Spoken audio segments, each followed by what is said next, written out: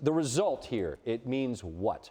It means that the United States and the percentage of qualifying is improved. However, Scott, I'm not going to sit here and say it's an impressive result.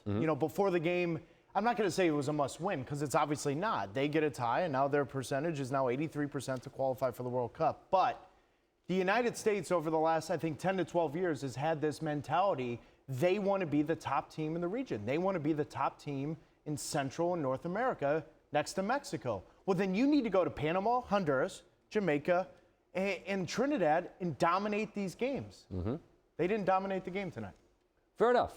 And yet, as we're watching this together and we see Pulisic do what he does, I mean, and you said something that I thought was worth sharing with folks. So how you would describe him how? He's the best player the United States has ever produced at the age of 18, bar none. Landon Donovan, Clint Dempsey, Tab Ramos, Claudio Reyna, any goalkeeper you want to put in that discussion, he is the best player at this stage of his career the United States has ever had.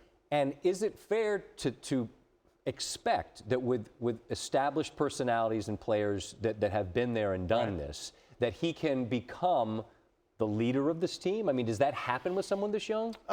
It does if he's playing at the highest level, which he is. He's playing in Champions League. He's playing with Borussia Dortmund. He's dominating in those games. He's contributing in those games. He's not like he's playing the last 12 to 15 minutes of those games, Scott. So, yeah, of course. I think you always want to temper the expectations for a kid at 18 because there's going to be growing pains at some point. Well, but then again, I was just going to say, it's not what you do. But that's not my job. That's not what I'm supposed to do. You don't temper expectations when you say he's the greatest 18-year-old player. But if I'm in the locker room, I'm making sure, you know what, maybe you're picking up the water bottles. Maybe you're picking up. You still got to earn your keep a little bit. But the reality is, from what I've seen, listen, Friday night against Honduras, Scott, the United States backs are against the wall.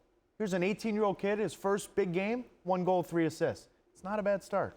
And now, obviously, sets up the 1 goal in this draw. Now, they don't play again until June. What needs to happen, in your estimation, from what you saw from tonight till then? It's a great question because this is the hardest thing for the American sports fan to watch tonight's game, realize the expectations, and now you got to wait till June. So it's the players on an individual level with their clubs progressing, fitness.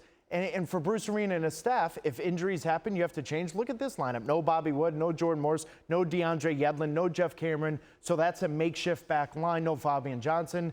Injuries is always a big part of U.S. World Cup qualifying, but the key is getting results when you don't play your best. And so the soccer group will say they got a point on the road.